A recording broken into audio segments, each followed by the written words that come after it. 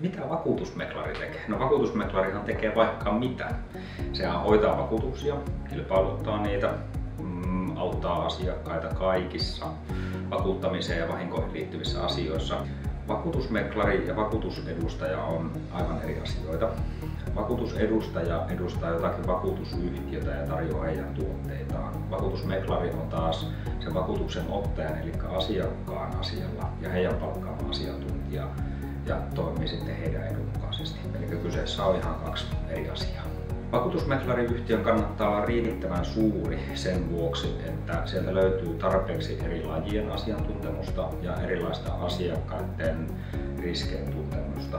Et jos olisi kovin pieni vakuutusmeklariyhtiö kyseessä, niin todennäköisesti ei kerkeäisi eikä pystyisi niin syvällisesti perehtyä kaikkiin asioihin. Isompi vakuutusmeklari pystyy sitten tuomaan tiettyä vääntövoimaa vakuutusyhtiöitä vastaan ja siitä on erityisesti apua vakuutusten hankinnassa ja vaikkapa vahinkotilanteissa. Katselee vähän minkälaisia sähköisiä järjestelmiä heillä on käytössä, minkälaisia asiantuntijoita heillä löytyy talosta ja minkälainen vaikka kansainvälinen verkosto on, niin sitä kautta se paras vakuutusmeklari sitten löytyy.